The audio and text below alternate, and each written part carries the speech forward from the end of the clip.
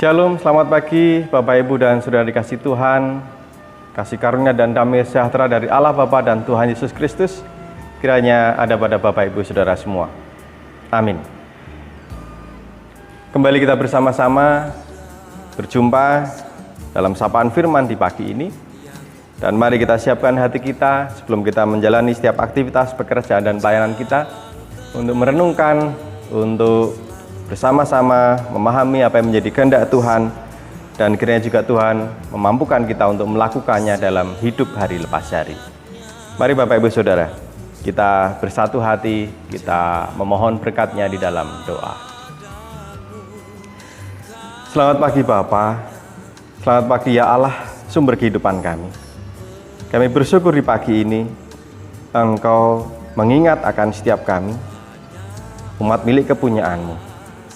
Engkau telah menjaga dan melindungi dalam istirahat malam kami, dan pagi ini Engkau bangunkan kami dalam kondisi yang sehat segar. Terima kasih Tuhan. Kami, anak-anak milik kepunyaan-Mu,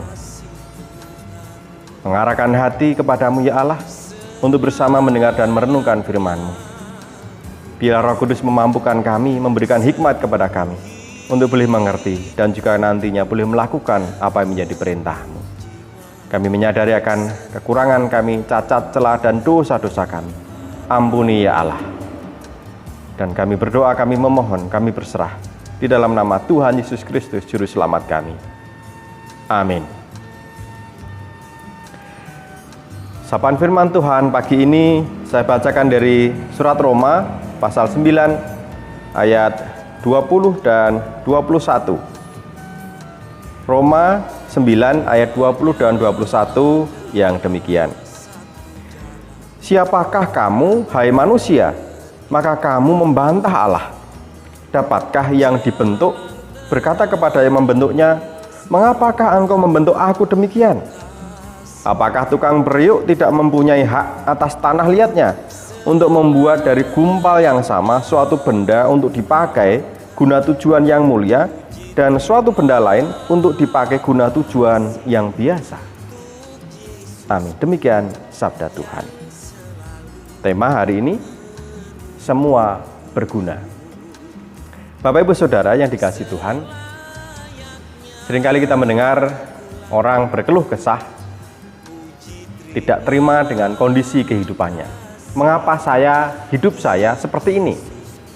Mengapa Tuhan menciptakan saya seperti ini? Entah itu kondisi fisik, entah itu kondisi ekonomi, sosial, dan lain sebagainya.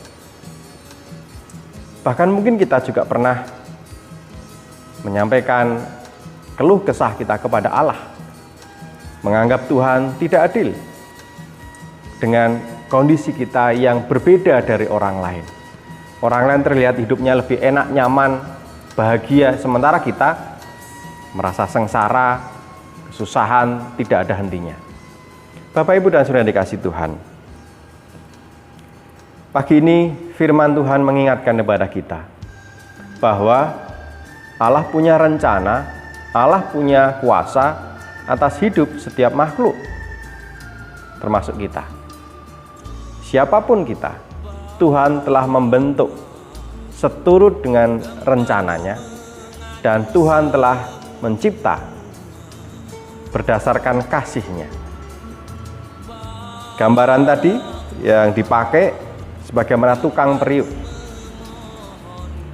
Tangan tukang periuk akan mengolah tanah liat sesuai dengan rancangannya, dan dari tangan ini yang membentuk tanah liat, dari tanah liat yang sama akan dibentuk berbagai macam benda dengan fungsi yang berbeda-beda. Mungkin muncul kalau hasil dari kerja tukang periuk ini bisa bicara, mungkin mereka juga komplain, kenapa aku dibentuk menjadi kendi, kenapa aku dibentuk menjadi periuk, kenapa aku dibentuk hanya menjadi cawan kecil, Mary dengan yang lain, kenapa aku tidak dibentuk seperti itu, kenapa harus begini dan sebagainya. Tetapi hal yang perlu kita catat dalam firman tadi ayat 21, baik sesuatu itu benda yang berguna untuk tujuan yang mulia, atau benda yang lain itu dipakai untuk suatu tujuan yang biasa, tetapi dua-duanya sama-sama memiliki kegunaan, sama-sama berguna. Itu yang mesti kita ambil dan kita pegang dalam kehidupan kita. Perbedaan sudah pasti. Kendi dengan periuk jelas beda fungsi dan kegunaannya. Tetapi kedua-duanya sama-sama bernilai guna. Nah, inilah juga dalam kehidupan kita Bapak Ibu Saudara. Kita tentu berbeda dengan orang lain. Bahkan mungkin anak dalam sebuah keluarga, kembar pun ketika dewasa mereka akan memiliki jalannya masing-masing, profesinya masing-masing, kehidupannya masing-masing, tidak mesti sama. Tetapi setiap kita melalui firman tadi diingatkan bahwa kita sudah dirancang oleh Tuhan, diciptakan oleh Tuhan, memiliki kegunaan yang meskipun berbeda tetapi sama-sama punya nilai guna. Jangan pernah berkecil hati, jangan pernah minder, karena Tuhan punya rencana setiap kita. Setiap kita kecil, besar, muda, tua, Tuhan rancang untuk suatu hal yang baik yang Tuhan mau. Oleh karena itu mari Bapak Ibu Saudara, tidak perlu kita berlarut-larut menyesal, tidak perlu kita berlarut-larut berkeluh kesah, protes, tidak terima dengan kondisi hidup kita.